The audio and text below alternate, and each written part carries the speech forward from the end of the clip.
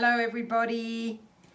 Here I am in another part of the basement in our house, and this is our workshop.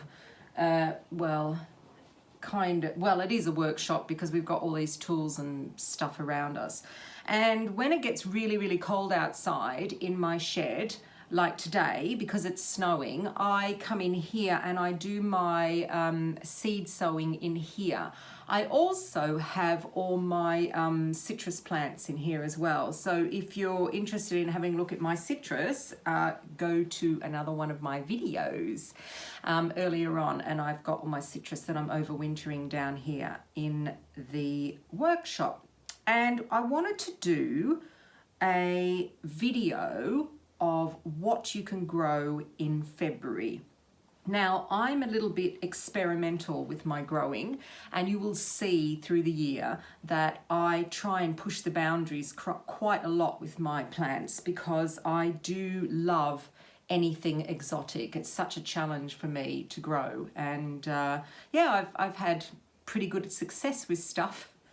So what I'm going to show you is, first of all, I will show you what you can grow just on either a windowsill or if you've got like a shed outside, or if you've got an unheated greenhouse, and just natural growing, that what you can actually grow this time of year. And then I will show you things that are a little bit more tender that you'll need probably a propagator, because you'll need the humidity. But a lot of this stuff can actually be started off on a windowsill, or depends, because if the windowsill is in a warm room, you should be okay. Or you can start it on top of heaters. Well, just be careful what kind of heater that you do start it off, or next to any kind of heating system that you've got in your room. You'll know what kind of temperatures you've got, and you can start moving the seed trays around to see where is your best germination area. All right, so I'm going to start with broad beans. Broad beans you can overwinter. So what I've got is, in the garden, I have broad beans that I have overwintered from the end of autumn. And they are a particular variety that I got called Monica. Okay, these are very good to grow in the autumn and to overwinter in the autumn. So they're in the ground. So I think I've got nearly 10 of those plants. I've got them covered today because it's snowing, and most of the time I've got them covered with like a concertina cloche. You will have seen it in my other videos. So that's a really good variety. I've got quite a few broad beans here to try. Well, actually, I haven't got that many. I might sow some more of these because we're big broad bean eaters, and we love them raw. We will eat them all the time raw because I love that kind of astringency that you can get.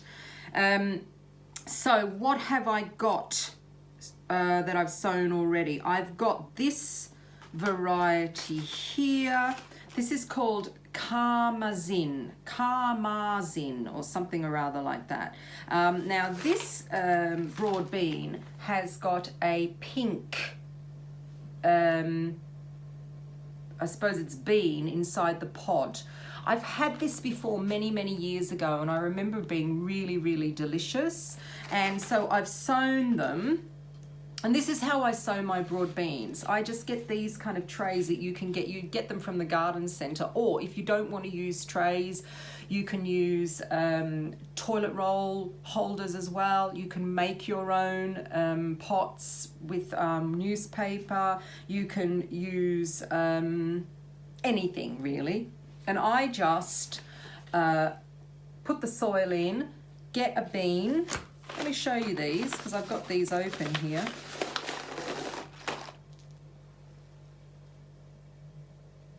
There they are. Pop the bean in on its side, okay? And then no problem. I sometimes get questions from people asking, do the bean has to go upside down, on its side, whatever. Just make sure that it's on its side, and that's what you will get here. So these can be started. Broad beans, now I've got in front of me, I'm going to show you, I have got a lot of seed trays with a lot of soil in that has not been watered at all. However, seeds are germinating, even in soil that has not been watered. And I have some seeds from this particular variety, No, that was this one. That was this one. No, another variety that I just had sitting in here waiting to go onto a windowsill or wherever I had room, and they started to germinate. So I've actually moved them because I've watered them. And this is a bean that I didn't grow last year. I was going to grow it last year and I didn't. And it's called Grando Violetto bean. It's a heritage variety bean, and when they produce the crop, they have really fantastic purple beans, these ones. So I'm really looking forward to this one as well. I've got a couple left, so I might actually sow all of these. Let's have a look what these ones look like. Oh yes, they're in a little... See the difference? Now, I have to show you the difference between the two colours of these beans. So, here we go. I don't know whether... Can you see that? See that dark and see that red? That's the difference between normal broad bean and this Carmazin, which is a pinky variety. If you want a broad bean that is really, really tough and hardy, it's got very long pods, it's can be sown in the autumn, can be sown in the spring, can be sown any particular time, then you will not go wrong with Bunyard's Exhibition. These are sown by everybody, and I always have a packet just in case the other tender varieties or the other varieties don't go right. So these broad beans are all new to me this year, but like I said, so once you get them in this thing, or I'll just show you, that's a seed tray as well, but that's actually got something else in it. All you have to do is, you don't even need heat for these, they will come up. The only thing is, don't overwater them. As I said, I haven't watered any of this stuff here, and it's all starting to germinate. Do not overwater, especially if you're going to leave it in a cool environment. If you're going to put it somewhere where there's a little bit of heat, maybe in a windowsill that gets sun, then that's fine. You can actually give them some water. Once they've started to germinate, then you can start watering them. And then what I've done is, so I had some that I'd sown before Christmas, and I let them go and they got too leggy. So they went on the compost, and that was in one of my videos. And what I've done with this is, see this size now, exactly like that. Once the leaves start opening up, these are going to go outside into my unheated greenhouse, or maybe into the veggie pod. And when they're about this big with leaves, how many inches? It's about 4 or 5 inches with leaves, they go straight into the garden. That's how tough broad beans are. I mean, these broad beans I've got in the garden, they've been nibbled at by slugs and snails, but I tell you what, they have withstood all sorts of temperatures. I didn't know that they would, but they have. So that's broad beans. Okay, the other thing that you can actually start off now, this will need a little bit of heat, I'm thinking, because I've tried with peas. Now I'm just going to talk peas, and I have tried with early peas before. If the soil gets too cold that they're sitting in, they probably won't germinate, they'll rot. So you do need some kind of heat, like you sit them on top of near a radiator, or again in a windowsill where they're going to get a fair bit of sun, a south-facing windowsill. But there are quite a few varieties that you can start now, which are what they call early pea varieties. Again, we love, how can you not love fresh peas? I know that frozen peas are good, but how can you not love fresh peas? I don't know. Okay, so the first one that I'm going to talk about is the one that everybody really knows about here in the UK. And that one I've got, I think I've got 2 packets of it, is Kelvedon Wonder. Kelvedon Wonder is a fantastic pea. It's a dwarf pea. It only gets really to about 16, 18 inches tall. It's resistant to pea wilt. It's resistant to mildew as well. It's a great pea. It tastes really nice. The pods aren't really too long, and that's the first one. The second one, which I grew last year, and I had a heap of peas, is called Oscar. And Oscar, again, is another early one. Now, Oscar, the only difference with this one is the pods are quite long, so you get a lot more peas in it. They are, again, a really good early pea. Oscar. The new ones that I've got this year are one called Little Marvel, and this one is another dwarf pea. Usually find that the early peas are dwarf. And this is, yes, Little Marvel. So I'm looking forward to growing this. It's a bush dwarf variety. I'm going to try that one out. Hasn't got hugely long pods, but yeah, pretty long. And the other one, which is another hardy dwarf that I'm going to sow, is called Meteor. This is quite popular too, because this can be sown in the autumn and can be overwintered. I was going to overwinter my peas, but I don't know why I didn't. Anyhow, I didn't. So that is Meteor. That's the other one. Okay, how do I sow peas? I don't sow them directly in the garden because something comes along, digs them up and eats them. It's either birds, but I've got a feeling it could be a little mousy coming along. And every time I try and do it, they just disappear. Mice are quite incredible because they somehow get in, eat the pea, and then you don't know that they're there because they cover everything back up again. So I never direct sow. For me, it's a complete waste of peas. So what I do is I get something like this, not very big cells. You don't have to have big cells for peas, and just get a pea, I put the peas on top, 1 per cell, or you can do more if you want. You could do 2 or 3 per cell. It doesn't really matter. And all I do is I just stick them in up my finger up to about there. And then I put them on my heated mats. But like I said, you don't have to. Peas will come up. You just need them in a little bit more warm environment than broad beans. Yes. Okay, so for my next lot of veg that can be grown without heat at all. Oh, look at my hair and my eye.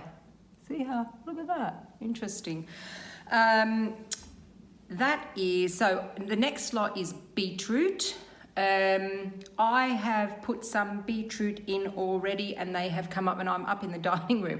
So this is a south-facing bay window here in the dining room, and this is where I grow all my stuff that doesn't need heat, and it gets enough light and gets enough heat, I suppose, from the sun. So this is my first sort of beetroot coming up. There we have it.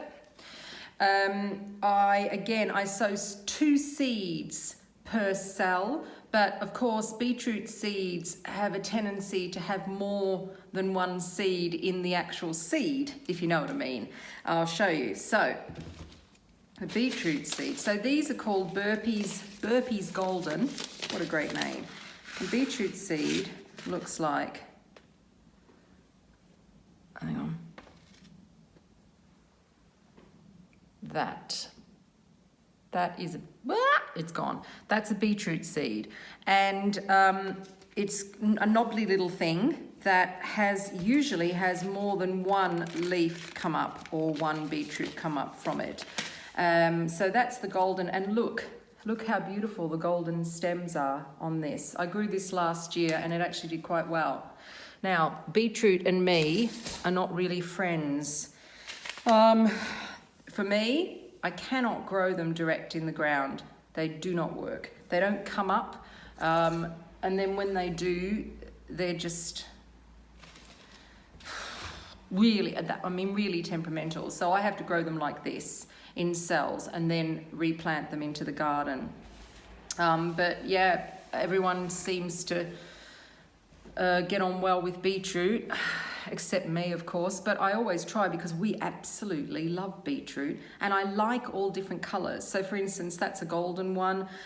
Some of my favourites I've got in front of me, and they are chogya as well. Chogya is, or actually, it should be said chioggia. Chioggia, if you're going to do it in Italian.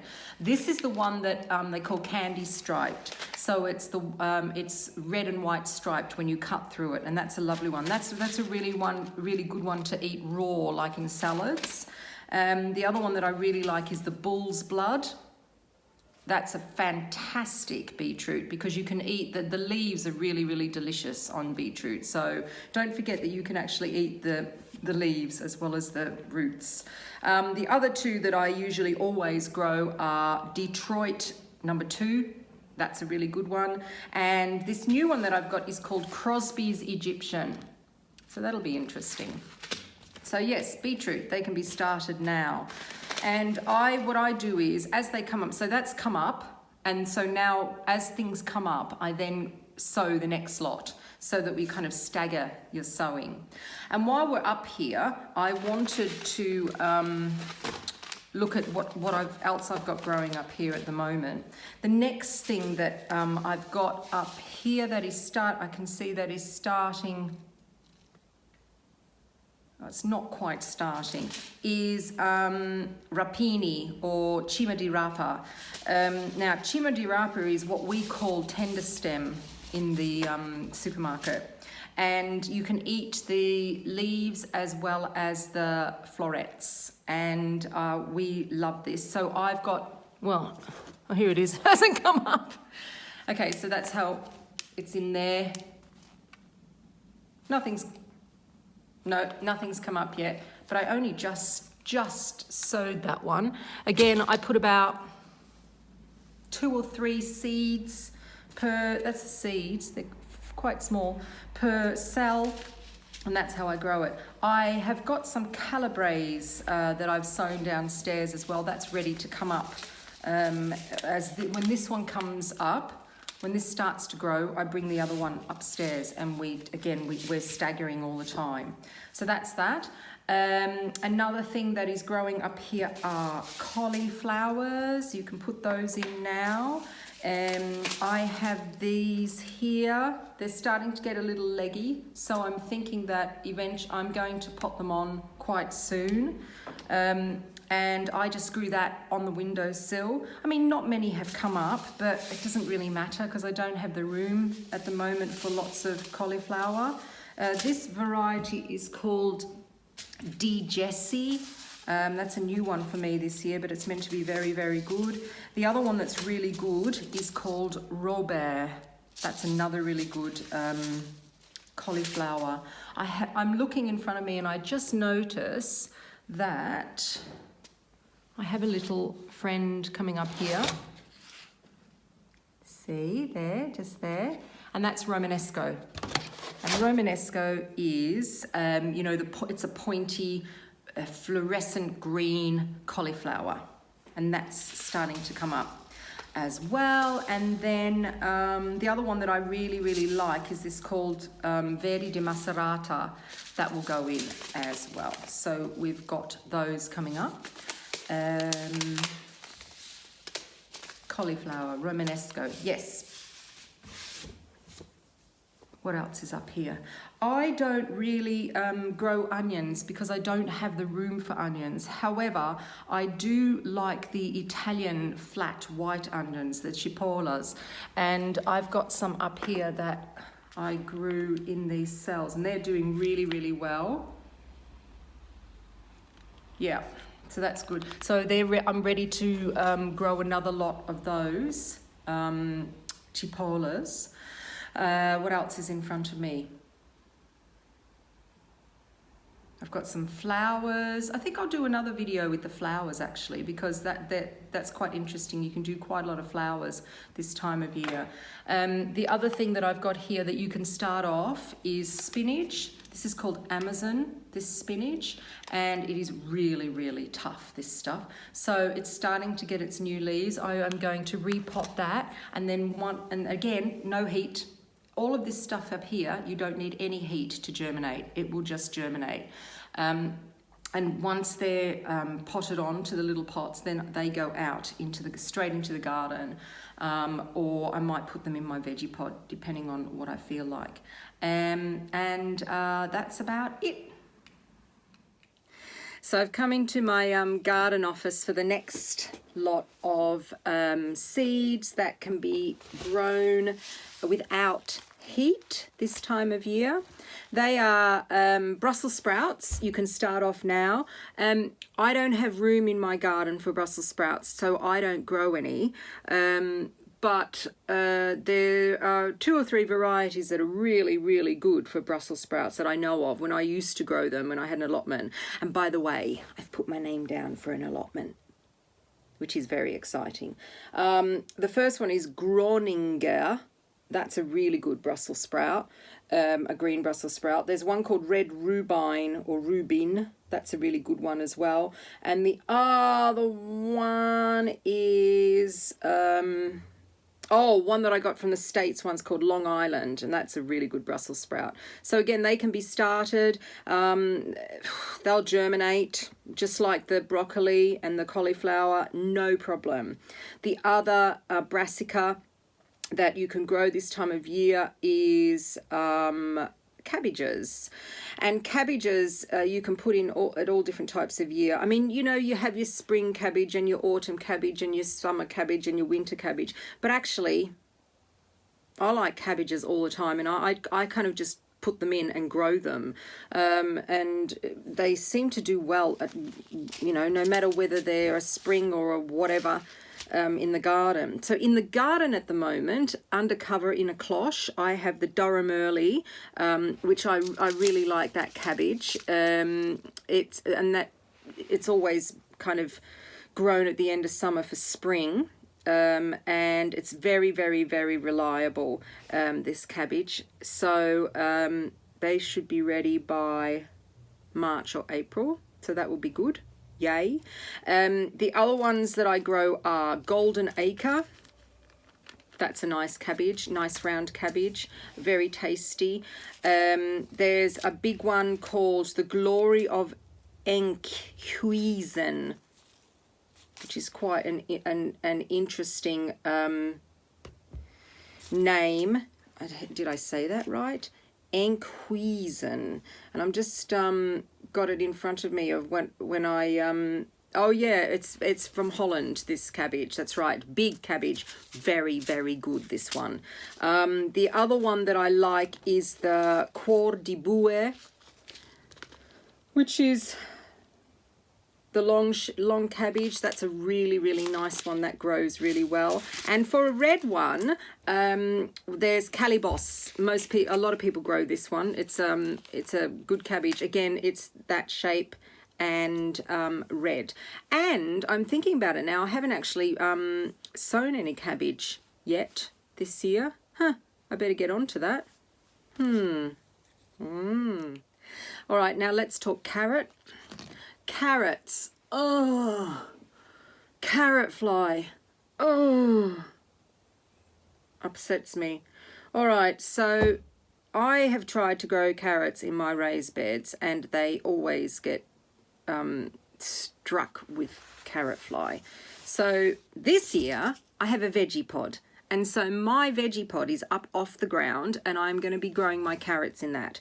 I'm going to grow them also in troughs and put them somewhere and cover them up and make sure that that bloomin' carrot fly doesn't get hold of them. I think with when you have carrot fly, you have to cover it the whole time with some kind of mesh. Otherwise, they will find a way of getting in. But this time of year, there are a few carrots that you can actually put in. I have a trough already planted up with this one, the little round ones. Okay, so they're called Paris Market Atlas, and they're just starting to come up. And what I did was, though, I brought the trough inside, and I've got it in my workshop, but it's not really worth showing you because there's hardly anything coming up.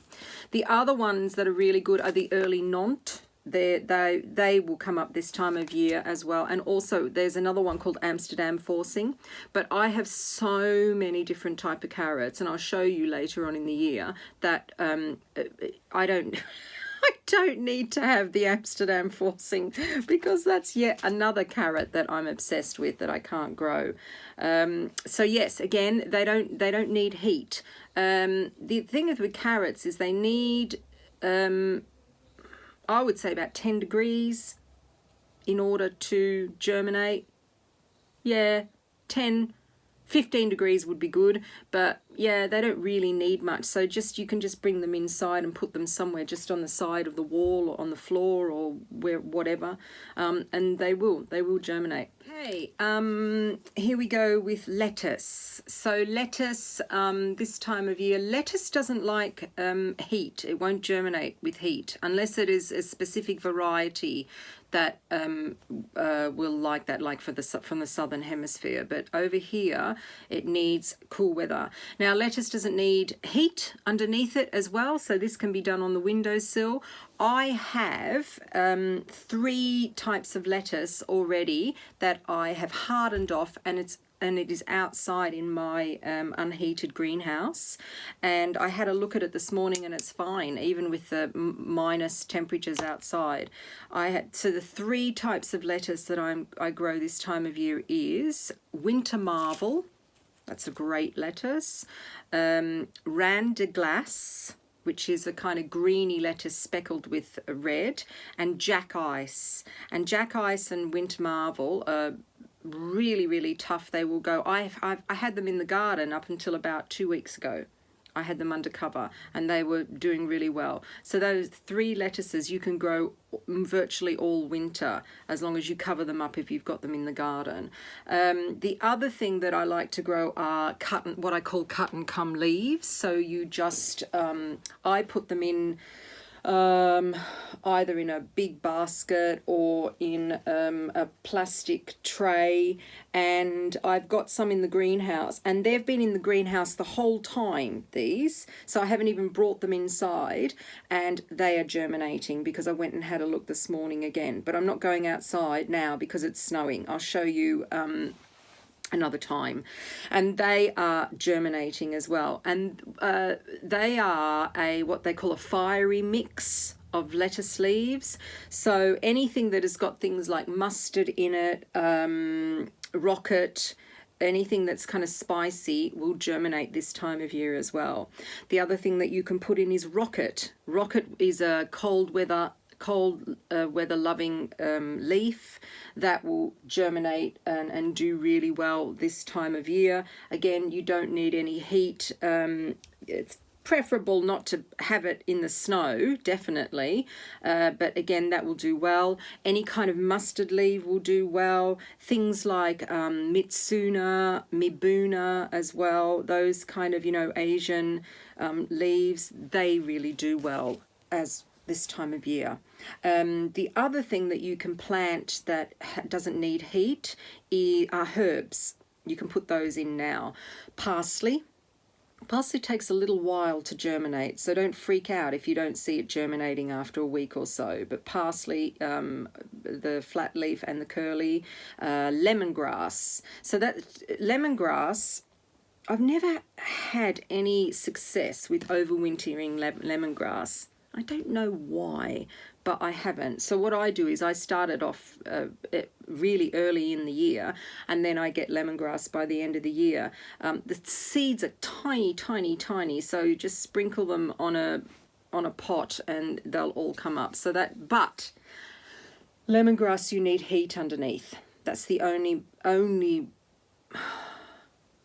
herb other than basil this time of year that you need heat. Sage, you can plant sage this time of year. You can plant tarragon. I have tarragon plants and I overwinter them in my greenhouse, so I cut them completely back and then they come again. The Russian tarragon is hardier than the French tarragon, but I don't really like the taste of it, so I grow French tarragon, and like I said, I chop it back every year and put it in the greenhouse. I don't have to grow mint by seed. There is one that I grew last year, which was this tiny, tiny little mint. I must go looking for the seeds, and it was the creme de menthe mint or something like that. Yeah, and I grew that, and that didn't last the winter, but I think it's going to come back in the spring. Otherwise, all my other mints I buy as plants, and just, well, mint never dies. But be careful because it takes over everything. So there we have it. So, seems like a long list, doesn't it, for February? But it is. Okay, to finish off, I want to talk about parsnips. Now, when the weather, first of all, if you have raised beds, then your soil will be better and ready earlier for parsnips to go in. If you're on an allotment and you're in the ground, it might be a little soggy to do that, so you're going to have to wait and see what the soil is like. I don't grow parsnips because I don't have the room, but when I get my allotment, I will definitely be putting parsnips in. The other thing that can go in this month are shallots as well. Now you can grow them as seed, because if you want really unusual varieties, you can get really good seed for that, or you can get the actual shallots and pop them in the ground and grow them. I've already got them in the garden. I've overwintered them, so they're starting to come up. The other thing that you can grow without heat is spinach. As I showed you upstairs, I've got the Amazon spinach upstairs, which is a great one. The other one that I've got in my veggie pot is called Gigante d'Inverno, and that's doing really well in the veggie pod. I have another one in there called Red Kitten, and that's a beautiful variety with these red stems, really, really nice. Perpetual spinach, you can grow perpetually all year round. I've got that in the veggie pod, and that's doing really well.